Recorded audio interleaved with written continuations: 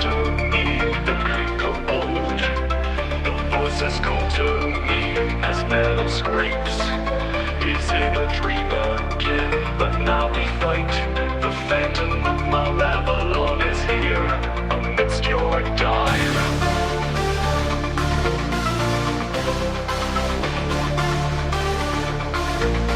Sail for me, sleep once again with me. The oil spilt, squid legions still in Oxino gleam.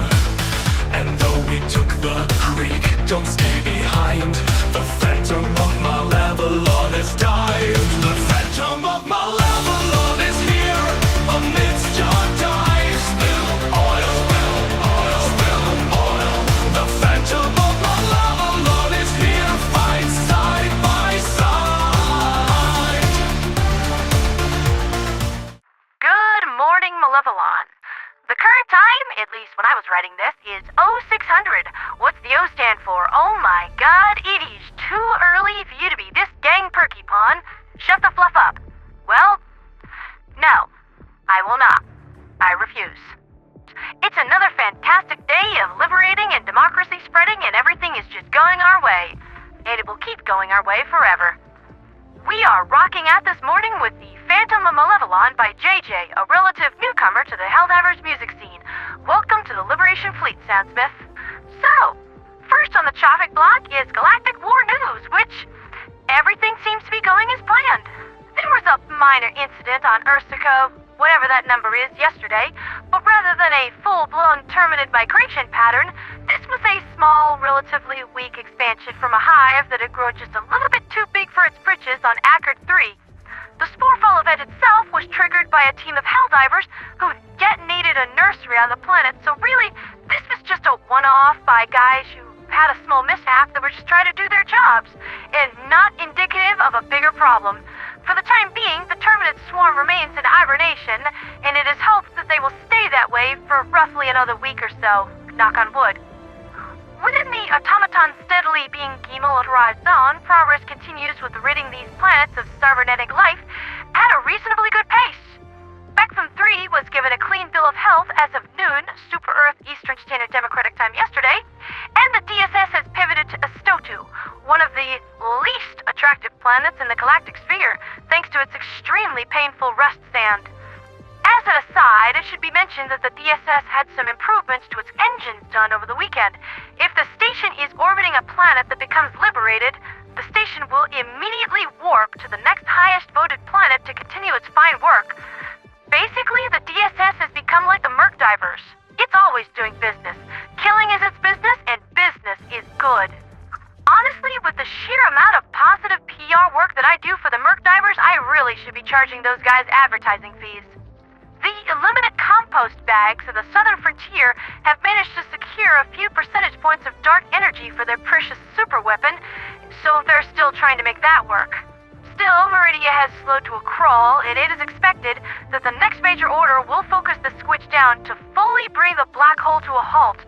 Good idea to get that squared away. In further news, Super Earth has issued a travel ban to all civilian traffic moving in or out of the southern frontier.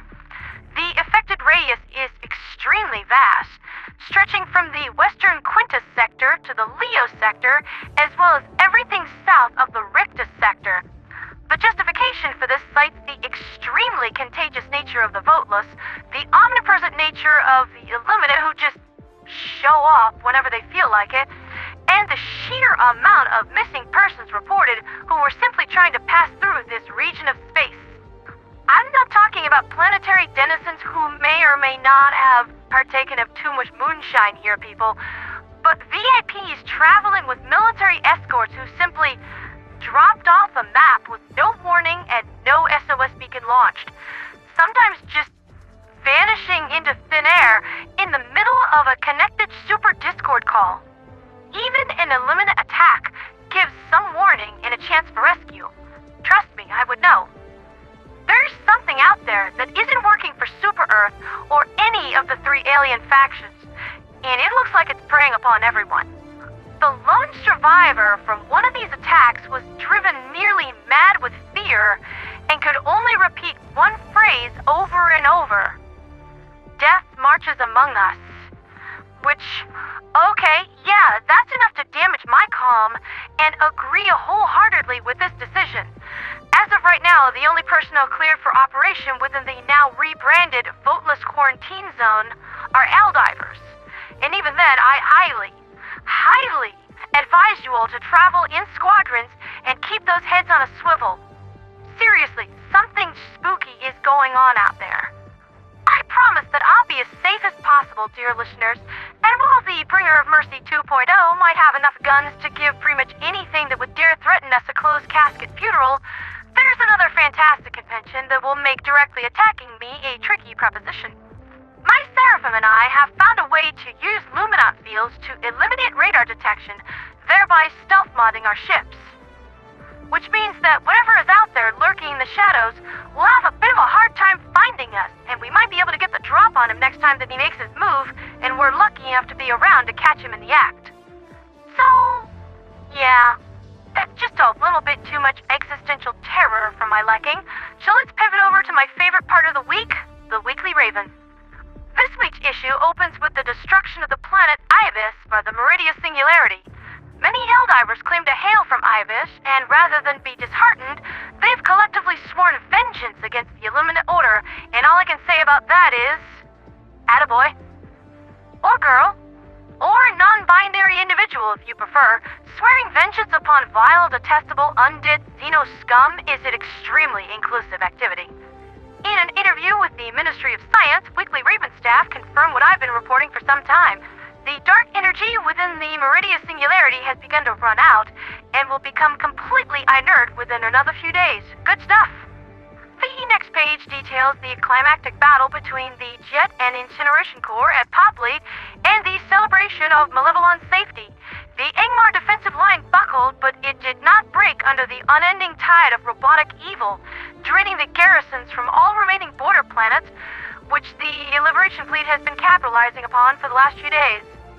By that, I mean that we've been beating the shiitake mushrooms out of the Automaton Collective like they owe us super credits. And my lovely husband reports, yeah, they probably do by this point. Today's Norse lore of the lake revolves around Hugin and Munnin. I hope that I am pronouncing that correctly, but with Old Norse, you never know. Their names mean thought and memory, and their role is to fly across the whole of Midgard to bring information to Odin. As with most named entities, they become much more significant around Ragnarok, helping Odin prepare for the final battle against the forces of darkness. And before you ask, dear listeners, no, I do not identify as Hugin because everyone knows that there was no thought in my head, only insanely fast reflex action, like a mongoose, and happy positivity. Also, I am not a raven. I am a cat. Next up, we have Viking history and culture, and this is a good one. The raid on Lindisfarne.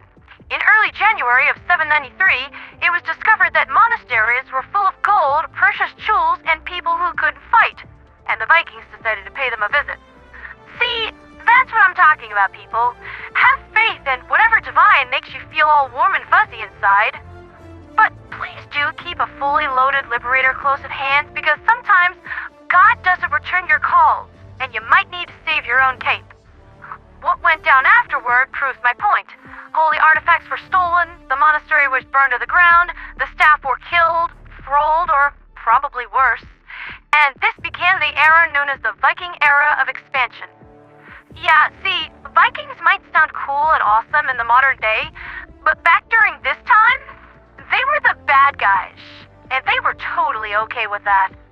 And that's been the Weekly Raven for another week, dear listeners. As per usual, I'd like to thank the team for putting together another amazing issue, including Munnin, Hilmar, Oracle, Snarlo, Venom, Jovial, Silas, Hellfire, and Isgarden. Also, yes, that is exactly how the last two war bonds have gone. Wonder what the next war bond is going to be. Maybe we'll finally get some of those nice C4 friendship bricks to blow alien life into horrible friendship bits. Next on the list, we have a shout-out from the show. Happy birthday, Radical, you mad, maverick renegade. I still consider you one of my best friends, a great factional leader, and I hope that you get everything that you want on your birthday today. Speaking of those boys in the red and black, we actually have a new Chaos Order today. Well, democratic wonders never cease. So, let's dive headlong into Operation Broken Whisker.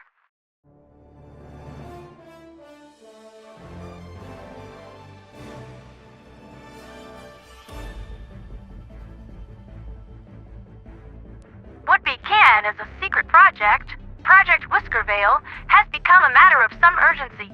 Months ago, the Council of Five authorized the training of a special class of infiltration operatives. Cats.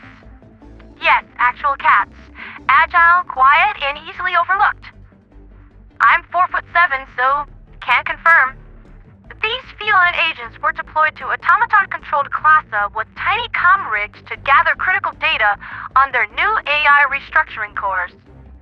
Initial deployments were a success. Our furry scouts slipped through vents, chewed on cables, and even uploaded partial data from automaton command nodes, but then the whispers went silent. Our cats are no longer responding, and the last ping we received ended mid-meow. The Council of Five has authorized a full recovery mission. Chaos Divers are to deploy immediately to Clasa and launch assaults on fortified automaton positions. Key targets include heavy outposts, jamming towers, and fortress hubs. Anything that might hold our missing agents or the technology they're guarding. Infiltrations and demolition teams are to proceed with extreme prejudice. Intelligence suggests that automaton forces are using advanced signal jammers, which must be disabled to re-establish contact with any surviving feline operatives. The mainframe must have widened its targeting parameters to include actual feline organics, not just me. So really, this is my fault. But I'm gonna make it right. Mercy, set a course for Clasa. Initiating FTL jump to the Clasa system. The automaton restructuring protocols we nearly recovered could provide a tactical edge across the entire bot front. Our cats may be small, but the secrets they carry could break the machine network's spine. Without them, we risk falling behind in the info war. Well, not if I have anything to scream about it. Vera Libertas, Chaos Divers. Bring our cats home. Make the machines fear fur. The objectives for this Chaos Order are listed as such. The destruction of heavy outposts, jamming towers, automaton hubs, and basically any kind of bot material that you feel like busting up. Include in your report the code name of the rescued feline operative, as well as a picture of said operative, though this is optional. Top operatives to be on the lookout for are Venom Meow, Captain Choppers, and Cupcake. Also, as an aside, mandatory chin scratches are required before every mission. It's just standard procedure, people. Though I personally prefer head pats. Ask anyone in the HD2 Super Discord mess hall. I get so many head pats that I actually have to put on a helmet now before I go to post my broadcast there. That's been Liberty's latest with me, Pandera the Radio Angel. We'll likely have a new major order today or tomorrow, but there have been whispers of major developments happening tomorrow. Only rumors though, so nothing that can be confirmed.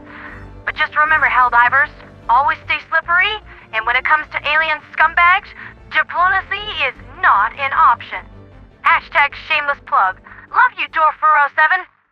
For liberty, for freedom, for democracy, and for the Angelic Rebellion. Viva la Revolution Angelique.